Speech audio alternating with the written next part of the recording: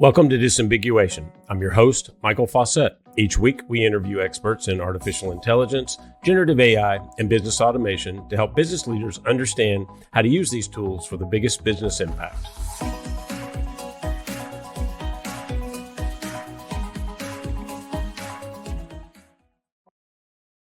Welcome to the January AI Pulse edition. You probably guessed that, the fact that I'm joined with Tom Pringle, Director of Pilot Research. Actually, Tom, I should fix that because you're also something else now. If you want to make that announcement on here, you're welcome to do that.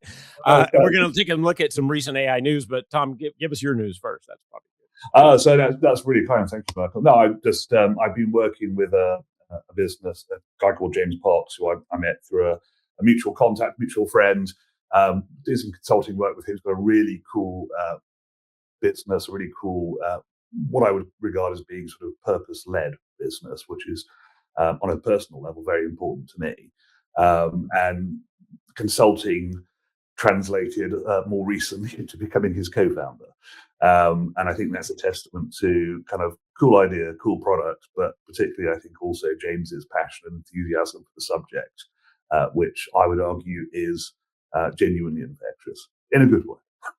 No, that's good. I mean, as you know, I have a soft spot for startups too, and I support a bunch of them through advisory kind of roles. And I mean, I guess officially that's not really voluntary because they do, provide some stock options, but there is that caveat of they have to actually be worth something to eventually, I suppose. But, well, anyway. I always say. I think it's a sort of slightly strange situation with startup life where you find you're working many more hours than you plan to, and that you wear so many hats that you lose count. But it is quite addictive. It's quite a fun thing to be a part of. Yeah, it is, and I mean, obviously, Arion, I would still consider that a startup that I do full time, but then I'm involved in 4 or 5 others on a somewhat less than full time basis. But I don't know, I'd be bored otherwise. So I think that's one of the reasons so many of us are drawn to the tech world. I always say the thing with technology is it's basically impossible to get bored because just when you think you know it all, somebody changes something, invents something, releases something, and you have to learn it all again. Yeah, and that used to be like something that happened over a few years, and now that happens like twice a week. It's almost like we're setting up for talking about news in AI, Michael. It would seem like that would be the next place to go. Lots of stuff again, and welcome to our first 2026 AI Pulse. A lot of stuff happened. We probably could have done. I did a recap show, and we probably could have done another good recap show from last year. But the truth is, it changes so fast that it's hard enough just to keep up with the last 30 days. So, yep, that's their commentary. Yeah. Well, so let's jump in. One I want to talk about first, and this, we've been kind of watching the evolution that obviously in the startup world, which we talked about, there's all the sort of AI first different kinds of, moves from personal use of AI and generative AI, agentic AI, those sorts of things, all the way into how, we're starting to see a lot of those startups go after what we always see in tech, enterprise, business. And at the same time, of course, we've got all these enterprise players that have been around for a long time. And, we've talked a lot about about some of them. I mean, Salesforce, for example, with Agentforce and others, Microsoft, others that have made strong moves. And ServiceNow has, also been making, over the last year, making moves both from repositioning itself out of, IT service management into a broader CRM customer kind of platform. And then last year they took a bit of a turn around AI and really started to to talk about platform again.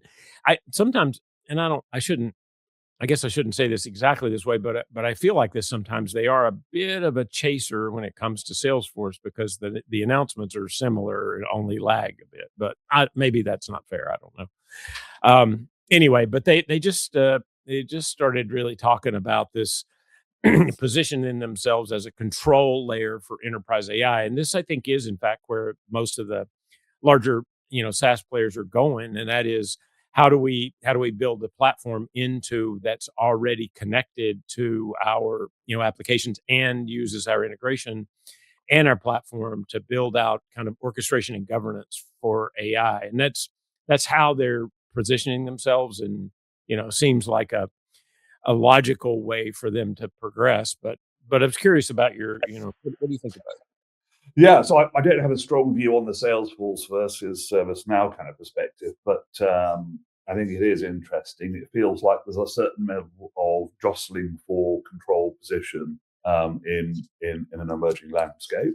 I think it's interesting because, funnily enough, our gadget from this month somewhat speaks to this, which is I think kind of the operating system as we know it has changed radically and is changing radically. We're less anchored to it in many ways, I think.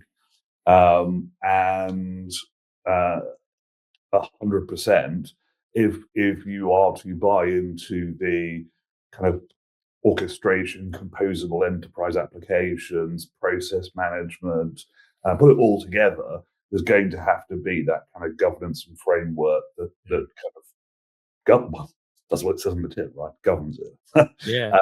Because otherwise you're going to end up building lots of stuff that isn't fit for purpose or gets it wrong. And that's going to be its own challenge.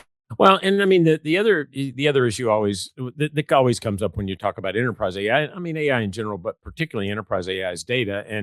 And to me, there is an advantage in, at least to some extent, for saying you're moving what was already part of your data infrastructure platform into becoming your orchestration governance layer around the AI piece, because you do already have a lot of that connectivity built in, even though, as we know, you've got silos that you have to overcome as well. So that means you have to kind of rework some of that, layer around the data.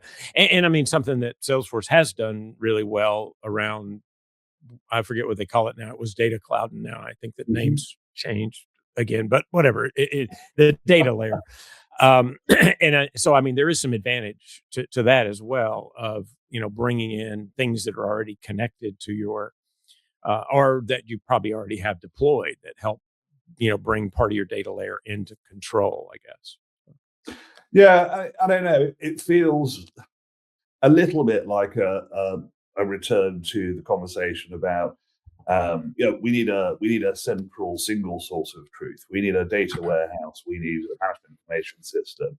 I mean, we've been around this cycle before, and it's on a bigger, grander, more complicated, more difficult scale, perhaps. And I say perhaps, I think probably definitely yes.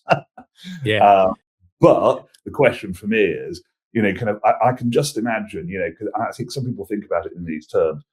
There are people who kind of almost their technical heart is in the right place, which is they want to kind of get the data right first, so then they can build AI and applications on top of that, which they believe they can trust as a result of having good data in place. Same time, I suppose it's how big do you make that exercise? Where are you going to start with? Because you could spend huge amounts of money building this wonderful data lake, and then find that you're struggling to get to the use cases that actually matter for your business. Whereas it might have been better to start small and grow. Yeah, I mean, I'd argue that we've got to get to the point where the data layer is embedded across the entire enterprise platform, whatever platform that looks like, because obviously that's in transition too. And part of that over the last couple of years is this idea of federated data, right? I mean, we know a lot of, especially larger companies, have a data lake or multiple data lakes.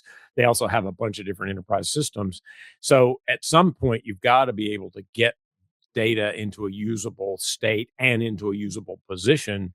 But as we know, data in motion is data at risk. So you don't always have to consolidate it all into one place. I mean, it's a tough problem, no matter how you approach this. It certainly is. And I suppose to be slightly less serious about it, we've had data lake and lake houses. I want to know what's next. Is it data seas, oceans, reservoirs? I thought it was data fishing rods. Oh, okay, maybe. Or data Data, boats. It could be I data boat. think data fuels has a ring to it. Yeah, I like it. I like it. I didn't think of the data boat until just now. I like that. I might have to figure out how to build that because All aboard the data, database. yeah, data boats to get across the data moats. It's good. Sorry, that was bad. It's Friday. What can I do? Anyway, no, that I do think that's one we have to watch. So this next one, this is a geeky one, but I was we talked about this on the last show, and I've written several things about it because there is there's a growing kind of problem around agentic, and that is context has been a problem with generative for a while, right? The context window in a language model is a certain size. They've gotten bigger, but they're still a certain size. Context is absolutely, critical for helping prevent hallucination. But when you move into agentic, there's a second problem. That's the memory problem. Mhm. And if I have an agent that's supposed to be learning from its actions and outcomes, it has to be able to remember that it did the action and what it went through to get to the action, and the chain of thought and all those things. Well, that's two separate things, or at least that's the way you conceptually see it. Is context and memory aren't the same thing. But this this MIT article that I read about some research, it's called recursive language models or recursive frameworks that lets LLMs process a massive, massive context window. So effectively, it does away with the conversation around memory because the context window ends up being so large that it is in fact your memory, right? But it's not internal, which I thought was very interesting because that's actually part of the problem. Is it's very expensive and difficult to continue to expand the context window inside the language model. But if you had the capability for code to go out and pull in from a much larger, I don't know, data store, data window, whatever thing, then it would effectively solve both problems, right? Because you'd be able to have much larger, not infinite, but nearly that, I guess, frameworks that could access that the context, and the memory would be together. Uh, it's a really interesting idea. Obviously, still kind of early, but the fact that you could use code to do that, recursive language model, it could reason over millions of tokens without having to retrain. That's very attractive. Yeah, it's. Thank you for your explanation, by the way, because I read the article and I thought I'm not sure I entirely get this. It is actually very geeky. I told you. So I understand the concept, I think. But what was interesting was, for me, it's sort of rather than trying to solve it in one box, it's like let's make two boxes Mhm. and have those two boxes talk to each other.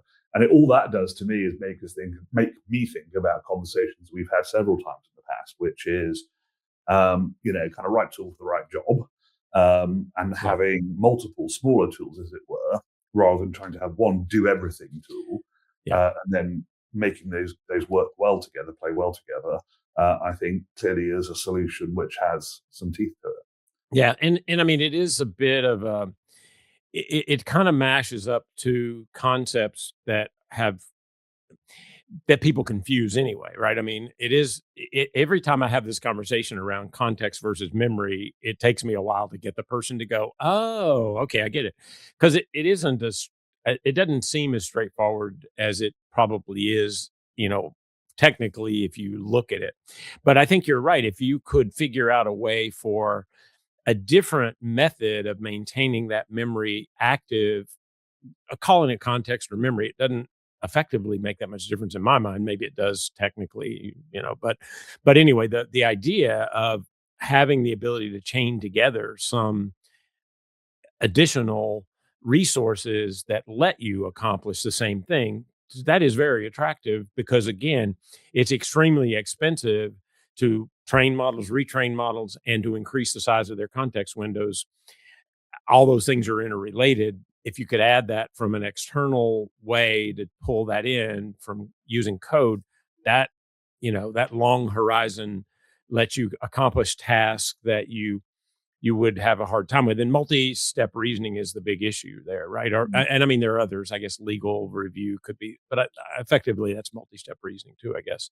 Yeah. Code-based analysis, things that require it to know more, to have bigger context.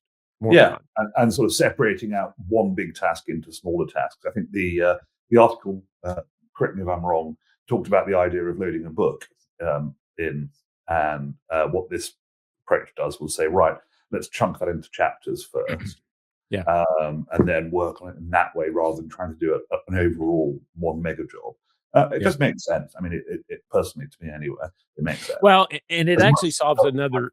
It solves another issue too, because in the RAG framework, because that's the other thing that that people have been using, right? You set up a vector database in this, retrieval augmented generation process that lets you put things in the vector database that it can recover to add additional context, but it's not in the context window.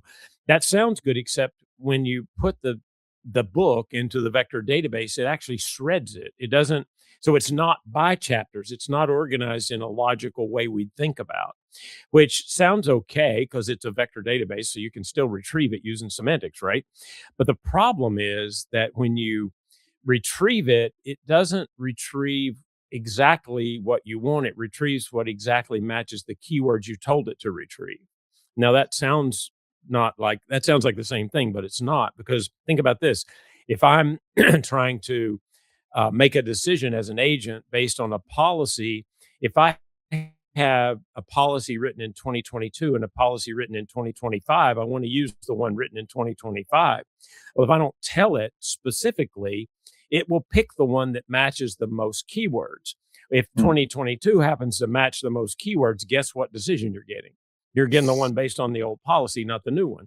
So there is effectively a problem with that, right? But if you could treat it as context and do organized context, then it could actually be more accurate in its decision making.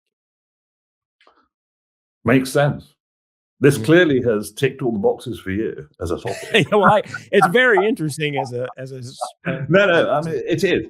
I mean, nerd. Yeah, no. It's interesting, and kind of it feels. I mean, just sort of use sort of general language, it seems more elegant. So the example there with a RAG compared to RAG, that seems like a very clever way of trying to solve the problem. Whereas this seems like a more elegant, more what's the word I'm looking for? Well, more accurate, I suppose. Really, it's like a lightsaber, right? It's a more elegant way to. Sorry, I couldn't. I had to work in a Star Wars.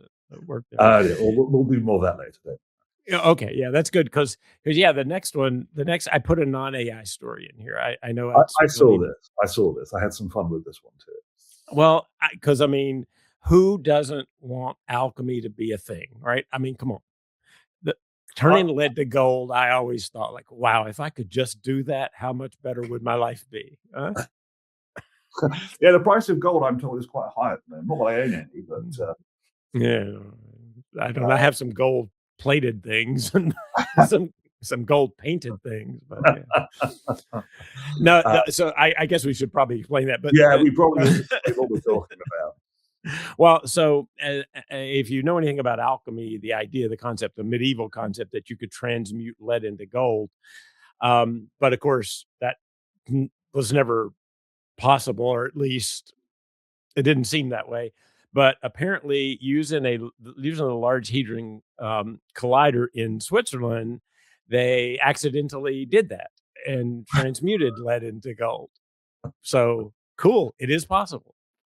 Well, indeed. I mean, it seems like a slight overkill using the Large Hadron Collider to do it, but then what do I know? But I think it's also important to point out, if memory serves, wasn't it 29 trillionth of a gram of gold it created? Well, I didn't say it was a lot of gold. I just said it worked. So, well, for entertainment value, I stuck into Claude. How much would that be worth at today's price? And according to this, it's approximately, let's do dollars. So approximately, it would be 4.6 billionths of a dollar worth of gold. So you could buy a sip of coffee, maybe. No. Maybe a small sip. Very small sip. An atom level sip. Atom level sip. Okay, yeah, you're right. That probably is true. Oh well. I Well, mean, again, I was just excited because it validated all those poor alchemists in the Middle Ages. Like, you weren't wrong. You just didn't go about it the right way. yeah, you just didn't build a massive, extremely complicated piece of advanced physics engineering, which Yeah. is what clearly was required. Yeah. But I don't see this making a big impact on the gold market at the moment. I mean, just my view. Probably, yeah, probably not. I mean, but it is a cool idea that you could, take lead and add protons and it becomes gold. I mean, that in itself, if I told you that, you'd go like, "Whoa, that's really cool." Right? Yeah, yeah, and so yeah, yeah, just yes. Okay, moving right along. So this one actually has to do with gold too. So I don't know if you saw this announcement, but So it's OpenAI, geeky content and gold today, folks. Enjoy. apparently, OpenAI now has started testing ads on ChatGPT in the U.S. Now that I know you're disappointed it wasn't in the UK, but Oh, but you can imagine. apparently, lucky us, if you have a free version of the OpenAI ChatGPT, you will soon be seeing ads in there. I mean, I can't say that I'm surprised. And it's not a sort of comment on ChatGPT. I think it's a comment on kind of the use of these large language models. And we know that even if you don't tax them, particularly with writing large amounts of code or doing very complex research tasks, there's still a big cost associated. And if you're not paying, i.e., using it free, I suspect you're going to get served ads. Do I think it's a good thing, Michael? I mean, I don't know. I suppose my question starts to become what level, and this is maybe they're doing this already, maybe it's something in the future, maybe I'm giving them a really bad idea, but to what extent are kind of the previous prompts in your conversations with that solution used to then tailor the adverts, and where are, if any, the guardrails in this? So I'm sure. I mean, I use AI primarily for research. I'm sure lots of people use it for lots of other things as well. And at what point does it sort of become a strange mix of? I mean, it's almost like kind of the Google search history that we talked about a lot. Yeah. That was actually where I was going to go. Is that it's not different than Google search, I mean, look, we know that freemium models have to have a leverage point to move you to the paid, and there has been creating friction has been a way to move people from free to paid for as long as there's been freemium. So it doesn't surprise me that you would start to see this as one way to monetize the free part, because that's obviously the massive use. That's the massive population, right? So, at 10 cents out of a massive population can be a lot of money. And Mhm. I mean, I wasn't necessarily surprised, and I'm a paying user anyway, so I'm not worried about it, at least for now. But I mean, your point underneath that from a privacy perspective is an interesting one, not because you or I would put our personal history into ChatGPT, because we certainly understand privacy risk around those things. And the same thing with Google search, although it certainly does know a lot about you. And, once we learned it was reading our email, that made it even worse, I guess. But the idea, it doesn't surprise me, but it will require a bit of, okay, well, the reason you're seeing, that really timely, contextual, relevant ad at the bottom of your chat is because you had a chat last night about your mental health, and now it's serving you up whatever. It's so there is, I mean, there is privacy concern there, but there's privacy concern anyway, right? I mean, it's not altogether. It was already there. It just makes it visible. It just moves it to a slightly different field, I suppose. And like I said, and I think it's pretty awesome. I mean, and I don't have any issue with the idea. I mean, advertising, sometimes it will tell me about products I want to try and didn't know Yeah. about. Yeah. I Other yeah. times, I don't know why this advert's picked me. Well, I mean, the thing that I'm not, I mean, ads annoy me. And that's why I almost always, if it's something I can pay for a premium subscription that's not altogether expensive, I will do that because if it's something I use regularly, I mean, like Netflix, I don't get ads on Netflix. Why? Because I pay them. That's why I pay them probably too much, but I pay them, or do I watch Amazon Prime videos now? I rarely do because I'm not paying them another $3 to not have $3 a month to not have ads on something I was already paying them to not have ads on. Mhm. So whatever. But I mean, it's not, it doesn't surprise me, and it does seem reasonable from that perspective, but there is certainly concern. And the accompanying announcement was that Google has said clear that it will not put ads on Gemini, even on the free version. But then, of course, it is already doing that on search. So, and that is massive for them. So, I don't know. I mean, I guess it's good that I mean, it's good marketing if nothing else that they did that. But Yeah, fair enough. Fair enough. Yeah, I'll buy that. uh, Maybe because I got served an ad for it. I don't know. Maybe that's why I buy it. yeah, right. But I mean, the part that creeps me out is not. I go into a tool I use, I go on Instagram and it serves me an ad for, some new techie gadget or some new camera bag or some new whatever, right? It knows me, it does that, whatever. I'm not I'm not offended. I can scroll past it. It's fine. When it interrupts me watching a movie, that does bother me, and I will pay to not have that happen. But in general, but the thing that gets me is if I'm using one thing and somehow indicate I'm interested in something, and then 3 days later on a completely different platform disconnected from the thing I was on, it serves me an answer to that question that I do not like. I admit that creeps me out. Like, Yeah. was it listening to my phone? Was it, how did it know? Like, I don't know. It Dear. Well, annoys that's the first time I think possibly that you've spoken with passion about privacy. Uh, me. so I mean, I have very light I'm limits there, but I do I not am like that. slowly converting you, Michael. It's happening. I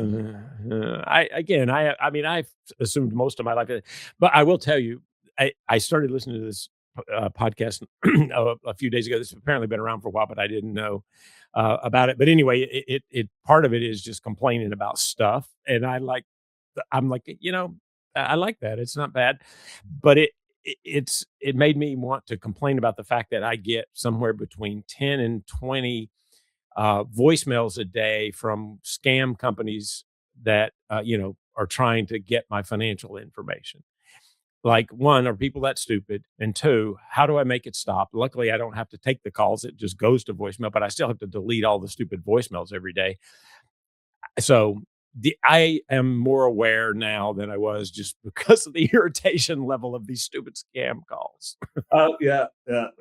You've got, some of them are quite convincing, and watch out, folks. I mean, I think we talk about automation on this show, Yeah. and one of the things that's been heavily automated is spam, and kind of the various nefarious activities and phishing and what was the text message one? I think they call it smishing, don't they? And Yeah. all sorts of wonderful terms, which you can now just do lots more of, lots faster because technology. Yeah. Well, I mean, that is, you can do more bad things faster just as easily as you can do more good things better. I mean, I don't know. True. Yeah. Oh, well. Anyway, so moving on. I won't complain about my scam calls anymore.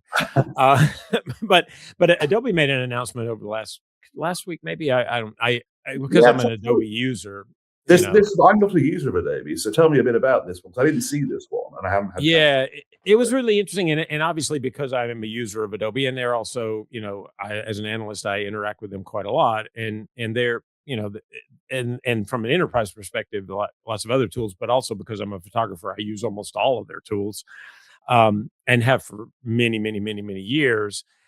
This I thought was really interesting, and I told you about Google a Notebook LM a while ago, and I use that regularly for certain things. Like I've had it build, slideshows, and I've had it, take a report and produce a little podcast about it. I do that on all my research reports now, so you can listen to a conversation about the report. I mean, I thought that was cool. Well, Adobe announced something very similar in Acrobat. You can, edit files using prompts. I tried that. It works fine. It works good. I mean, it's just like anything. You have to know how to build a prompt to get it to do the thing you want it to do, but that's normal. Yeah. But it will also do other stuff like build a presentation. You can give it a set of files and it'll help you put that together. Like, here, build an investor pitch deck using these four, reference files or whatever. It does a very good job and generating podcast summaries, things like that. And I was already using Premiere Pro to do my transcripts from the podcast because it does a better job than any of the other tools, and I already pay for Premiere Pro anyway, so I might as well. But it's good. It is very good, and it is very useful. I was using the summaries already on Acrobat, but having other additional capabilities to produce things out of it is quite good, and I can see a lot of use for it for a lot of people that do use Acrobat regularly. Does it do Google Slides? That's a good question. I don't know. I didn't try that yet. Because again, I'm on the hunt for something that does Google Slides well. So I tried doing an app script and doing it that way around with Gemini writing the app script for me. That didn't work particularly well. And then I'm sure there are some tools out there. I haven't really looked that hard. But what I don't like, that's funny, is that's not true. Don't like part of it. Have you seen the beautify the slides functionality in Google Workspace? So actually, I think it comes up with some pretty funky designs sometimes, which is cool. Yeah. The problem I've got with it is it appears to be they're all, unless I'm missing a trick here, they're all images, so immediately they become uneditable. Yeah. Which is then you can pull them into Adobe's Photoshop or Lightroom and edit them there. There's some good AI tools in there, but anyway. but I mean, I use Canva to build slides anyway, so I don't know. I started that a while ago. All my presentations are built in Canva, and Claude has an integration with Canva, and I think ChatGPT does too. I'm pretty sure they do. But I haven't gotten it to work that well yet. So, but that's probably my fault as much as it is the tool's fault, because again, you have to figure out the right way to prompt, and I haven't invested a lot of time in it. No, likewise. But I mean, kind of doing some of the work I've been doing more recently, I have had to produce an awful lot of slides, and of course, you want to make sure that they are speaking correctly to the customer's problem, whatever. And if there was an automated way of doing that a bit more effectively, that would be brilliant. Just if anyone's listening. Yeah. I'll let you know, because I will test that in Acrobat. I've been playing with it a little bit. I've forgotten about the Claude Canva connection because I have both, and I haven't tried that. Yeah. Again, it depends on what you want, but it's not bad. And I actually think it is better than using the built-in Canva AI tools, which frankly I haven't had much luck with. I shouldn't say that. There are some things I've used it for that are great, right? Like I have an image I want to use, but it has a thing in it I don't want, and I can just say, "Hey, take that out," and it does, and that works good. Yeah. I mean, I haven't really used the AI stuff in Canva extensively, but yeah. Yeah, it's not bad, but again, it doesn't. I haven't found the best solution for slides, but I'm picky about them. I do have a bit of a photography art background, so maybe that's part of it too. I don't know, but I will try that and let you know, because that would make sense if you could get it into. I mean, if you can get it into PowerPoint, you can get it into slides, right? I mean, that's easy. That's so maybe. Watch this space. Yeah. Well, yes. So, talking of Claude, I thought you would like this story. I put this one in there special for you. No, well, So I think how Anthropic teaches Claude to be good. I think you'll do a better job of explaining how they do that. But I think it taps into a really interesting set of conversations that I am very, as you well know, and if you've listened to this podcast before, you will know as a listener that I'm very, very keen on, which is things like safeguards caveats and safety rails and making sure that people's data is protected and that stuff doesn't go completely doolally and start saying things it really shouldn't.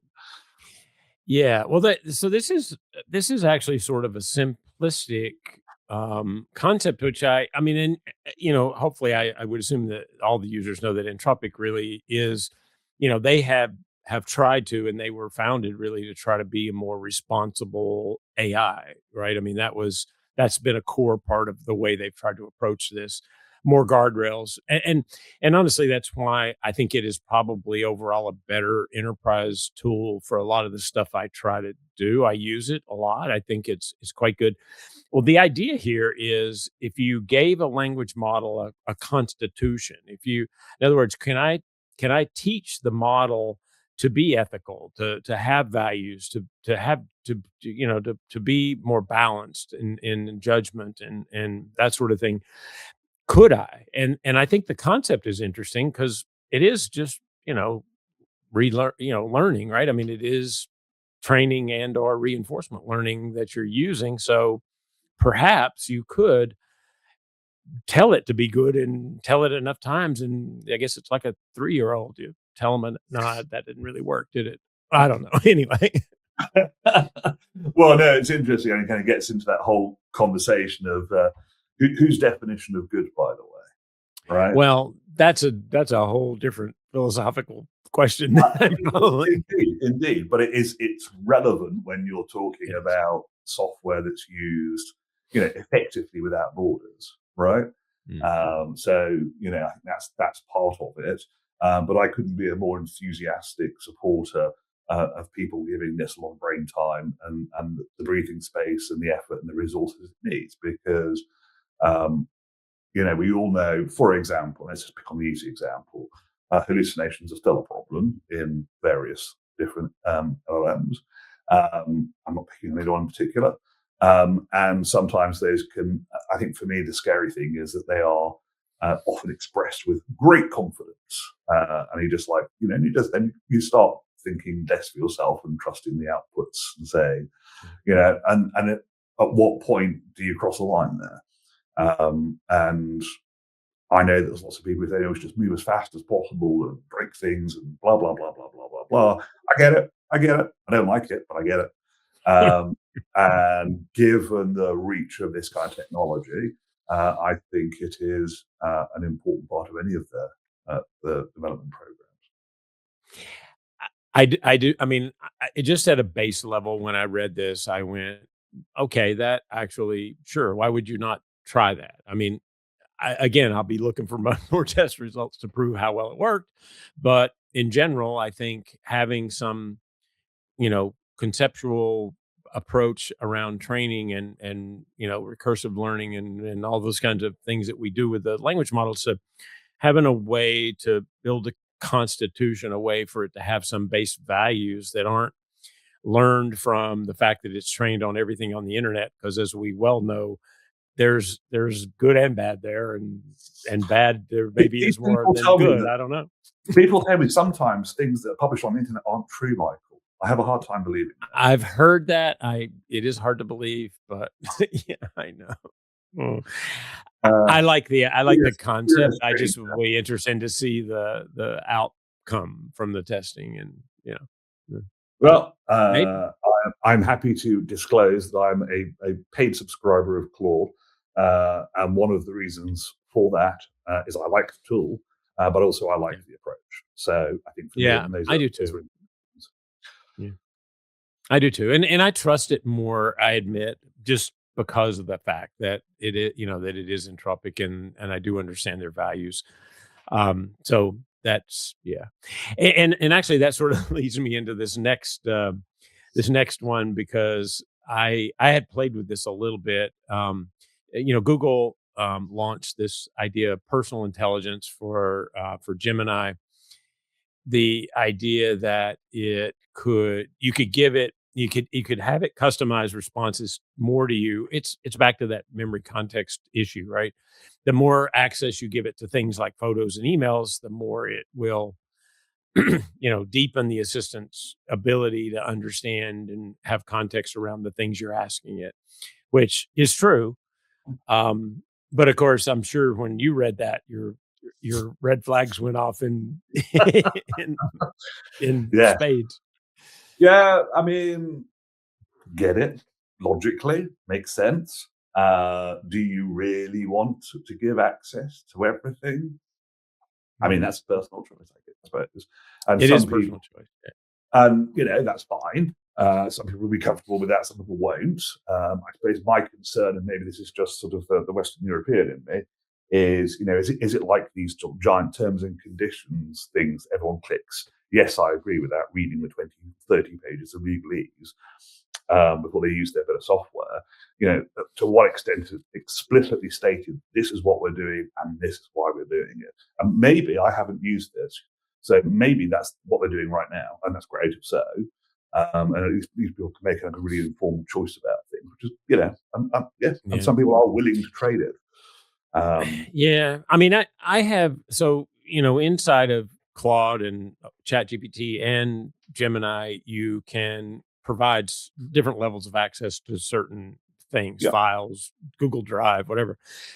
And I will say that for me, so far, I have done it on the business side of things. So my business Google accounts, it does have access to, Google Drive, frankly, because it saves me a lot of time when I'm trying to use it to, you know, do research and put some ideas together. If I can, quickly give it 3 or 4 or 5 reference files to use. So I've seen benefit from that in all 3 of those tools in different ways, but, all 3. But I'm not convinced yet that I will give it access to my personal emails. no, no, Yeah. that's yeah, exactly nail on the head as far as I'm concerned. I mean, so similarly, I use a combination of for work Gemini and Claude. Both of those have access to respective, kind of Google Right. Workspace documentation because it makes things easier. Um, I do think it's funny, isn't it? Because at what point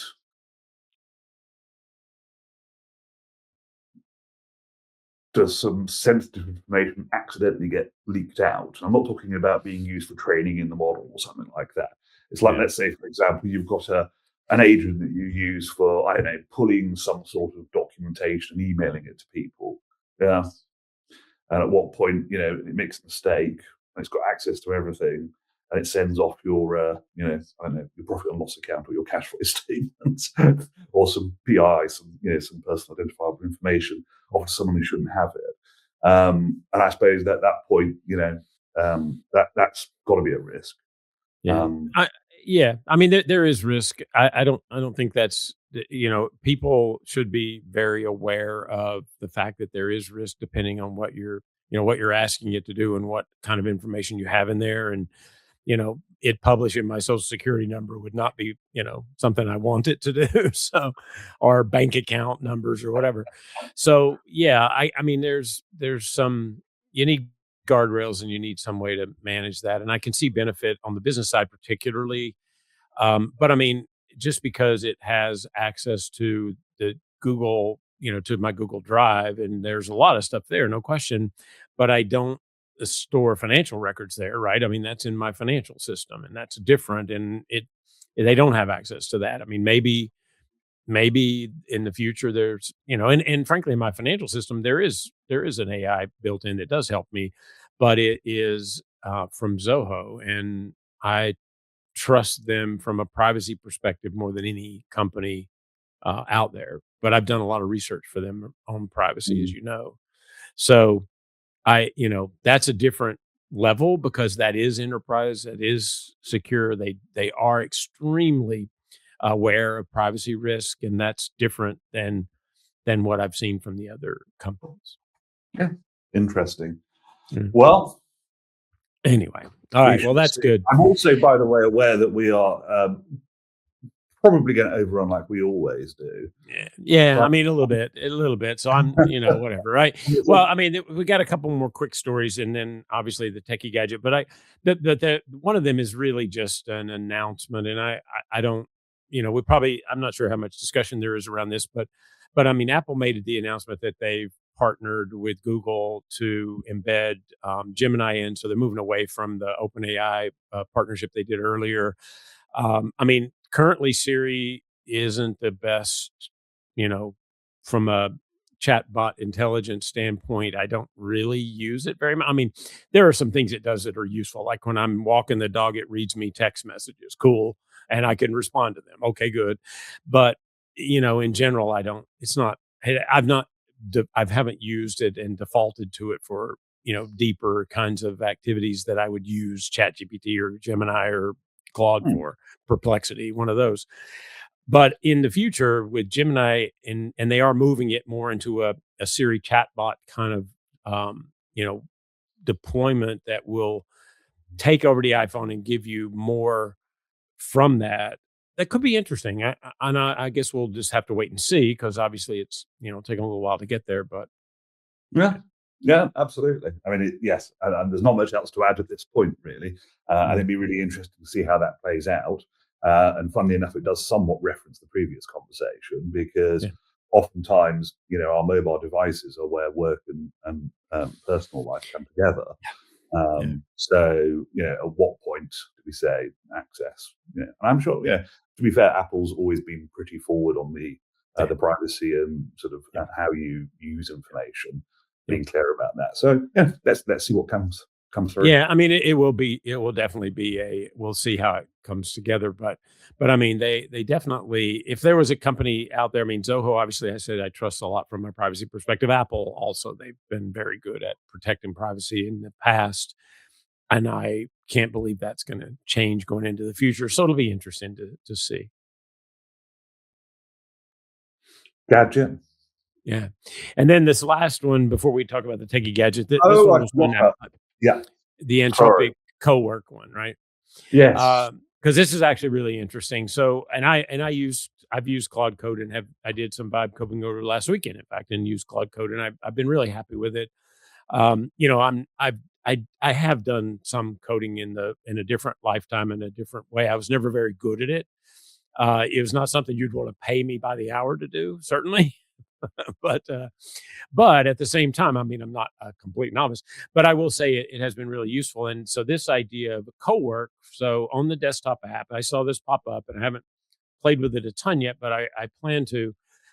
Co-work, which is it embeds Claude Code into like a co-working idea between you and the model, so that you can more effectively vibe code, or code using that one platform.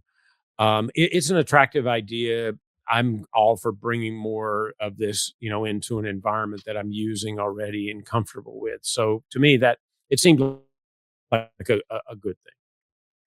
Yeah, I have downloaded the latest desktop version recently, and I will be trying it out um, carefully.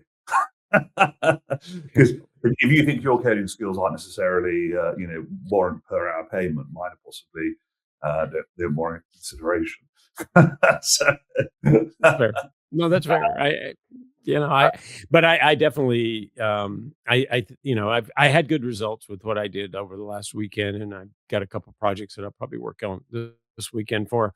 So we'll see. But I like the idea of co-work, because that is really what you're doing, right? You are working with with Claude Code or whatever model you're using to build something, and it is collaborative. It is hybrid work.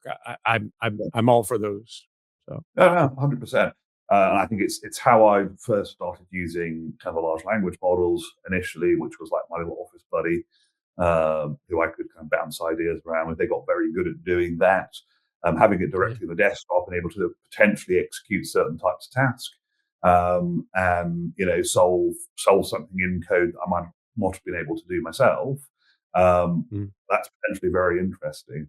I suppose the health warning I always say is, and it's funny. So the only app I've made in Claude was a family general knowledge quiz, because in our household we like general knowledge quizzes, and that's just all HTML, so completely straightforward, right? mm, Pretty much as far as I know, anyway. I started then thinking about what else I could do with it. And I realized that it was going to very, very quickly exceed my understanding. And at that point, because I don't understand how it works, and there's I am not a corporation with guardrails in place, I started to sort of develop some doubts. Yeah. Well, I did a project last weekend that actually worked out really well, and I really am happy with. I wanted to build a smaller free version of the AI readiness assessment. I published that book in December. I thought I could distill that down to like 25 questions and let people come in, take a free free test, and be able to get some idea of where they are from a prepared perspective on their journey to building an AI strategy. I like I like the concept. So I did use Claude Code to do that. And it's one of those things. It's nothing particularly technically complicated, but it's not the simplest system, right? The survey is in Zoho Survey, and it's integrated to Google Sheets, and then I embed the survey in my website, and then I use AppScript to automate the process of, if you want your score sent to you in a PDF report in more detail, I generate that report automatically when you put your email in it, and it emails it to you using my Google, area and research email account. And it worked very nice. I mean, it took me, half a day to build it and make sure. And took me longer to troubleshoot a simple little problem than it did to build it, to be honest. But that's not, I mean, again, that from my old days of building things, I always ended up having more time troubleshooting than I did writing. So, I mean, I was real pleased with the outcome, and I guess that's a commercial message. If you're interested in that idea, it's very prominent on the Area and Research website. If you want to, audience wise, if you want to go check it out, you don't have to leave your email. You can just fill it out, get a score, and go away happy. If you want the detailed report, leave an email. I'm not going to spam you, I promise. But you'll get a pretty detailed report that's generated, and it all is a good example of using Claude Code and Zoho Survey and Google Sheets and AppScript. Absolutely. Living the dream. All right. Well, let's get to the gadget and then we're done. And this is a long episode, but whatever. Yeah, that's all right. That's all right. So I found this the other, I don't know, a couple of weeks ago, I guess. OpenAI has announced Gumdrop. Yes. I'm not necessarily excited about the name, but whatever. I know, and I've tested a bunch of AI gadgets, and I mean, my AI gadget that I use mostly is an iPhone, because I have Perplexity on there, I have ChatGPT on there, I have Gemini Access, I have Claude on there. So that's arguably probably still the AI tool of choice, but I tried that Humane pen that was a waste of a lot of money.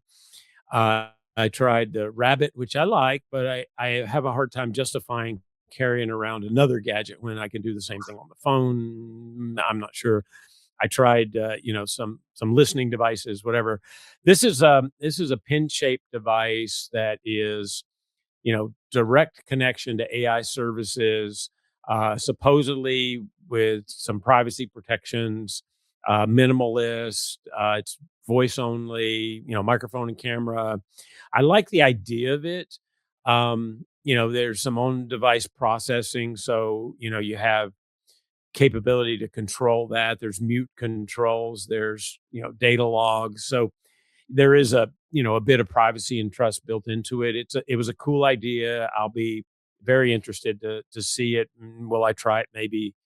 Yeah. So that's my cool gadget for the month.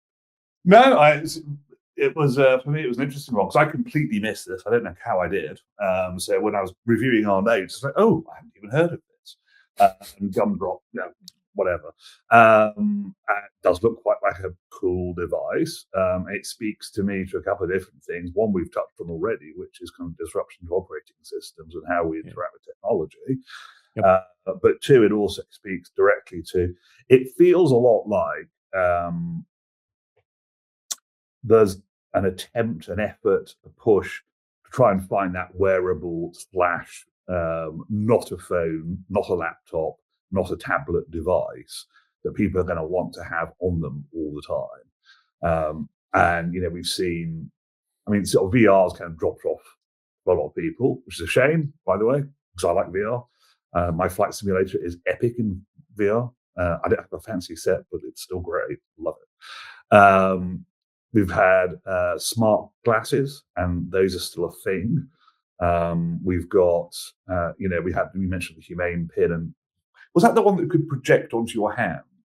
It did, yeah, it did that, and you controlled it using your hand, except I could never control it using my hand. I tried and tried and tried. It was pretty bad, and I yeah, I mean, it was a nice idea.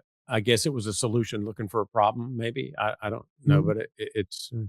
but but I will give you one that I would my debate between you using the gumdrop, which I saw earlier and I put on the list because I do think it's cool and I probably would try it. But you'll be excited about this. So Apple is rumored to be releasing glasses this year that Yeah. will take their headset capabilities and embed them in glasses. And as you know, it's Apple, it will work. And I'm sure it will be good. So you should maybe check that out. But that announcement just came out, or rumor just came out last week from 9 to 5 Mac, I think, or one of those blogs. Yeah. It reminds me of being a kid at school where wearing glasses was really, really uncool. I used to get a bit of bullying about it. Yeah, yeah, And now all the cool people want to have glasses. they do. Uh, yeah, I don't know how I feel about it. It's interesting with the pen thing. So, like I've got my little remarkable stylus here, and I don't know how big this is compared to the OpenAI products. I will ask a question, which is, I wonder how long the battery life on that OpenAI thing is. It's got onboard processing and a microphone and a camera, and Yeah, uh, it has a lot of stuff built into a very small thing. So I think that is a uh, very good question.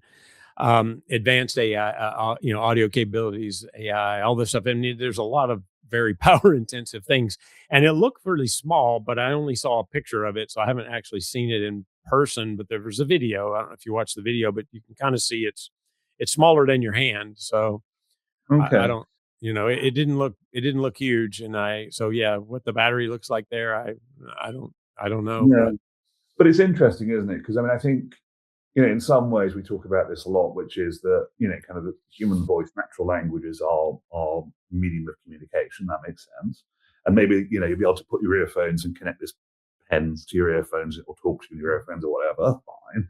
yeah, But I also think one of the challenges is that people want visual feedback as well, yeah, which is why the phone in its current format, which isn't really a phone yeah. anymore, a smart device, whatever you want to call it, I call it a gadget. It's a Um, gadget, yeah, it's more than yeah, a it phone, does so, a lot of different things. yeah. Phone call being one of those Yeah, I mean, things. to be honest, I rarely use it for phone calls. I use it for many other things more often than phone calls, so, So, but I think I think it's somewhat human nature, that combination of voice but also visual. And I think that will be one of the biggest challenges with any of these things. And why, when you get to the point where we do smart glasses, if I can project information onto my yeah, lens, yeah. that's got to be something that's interesting, whether I actually want that or not. Well, I would try it. Personally. Like, I would if there was a good version of it out, and I've looked at all the others, and none of them got me that excited, but if there's a good version, Apple probably would be the one that I would choose. Then I'll try it because I do like the idea. I admit the one problem I have, though, is I'm not sure why the watch is still not the best approach to a wearable, always with you gadget. All right. And once I got the Ultra 3, the screen is actually big enough to be usable on it. They still Yeah. limit the amount of things you can do on it. There are things that I like, well, why can't I do that on the watch? Like, it would make sense to, but it's getting more and more useful. And I like the watch. It is, something you can wear all the time. You can make it waterproof. You can, the battery life's very good on the Ultra. It's not cheap, but it is very useful, and it is the one thing that I have seen that I could leave the phone laying on my desk and just go with the watch and go for a walk and connect my headphones to it, listen to a podcast. It all works fine, and Yeah. I can look at email there, I can see text there, I can answer text there if I want. I mean, to me, that's been the best. So would glasses maybe be the other one? I mean, it is a thing I have on my head all the time, Yeah. right? So Yeah. it doesn't seem wrong that that could be one that I would also be happy with. I don't know. Yeah. Maybe. Maybe. As you can tell, I'm wearing a very smart watch today. Oh, yeah. This one It is a tells- smartwatch, but a different kind of smart. Right? It's my Simpsons watch. It's been on the show before. It's one of my favorites. Yeah. Uh, Well, I stopped wearing my mechanical watches and went back to the smartwatch for a bit, but we'll see. Anyway, all right, we've gone way over today, and that's okay. I not don't the mind. We had a slightest. lot of stuff, right? I mean, that's good. So, This and is it's a new year, so why not kick off the new year Indeed. right? So, Indeed. anyway, that's our show for this week. I'm Michael Fauscette. I'm Tom Pringle. Thanks for joining, and you look forward to next week's episode. Have some interesting interviews coming up. And then, of course, in February, you'll see us again talking about all the cool stuff that happens between then and now. And that's the show for this week. Thank you all for joining us. Remember to like, share, and subscribe to the show. If you enjoy the show, please leave us a review to help others find us. For more research on AI and other software, check out arianresearch.com. If you're an expert in AI, generative AI, or business automation, either as a provider or an end user, email your information to disambiguation@arianresearch.com. Don't forget to join us next week. Disambiguation is an Arian Research production. I'm Michael Fauscette, and this is the Disambiguation Podcast.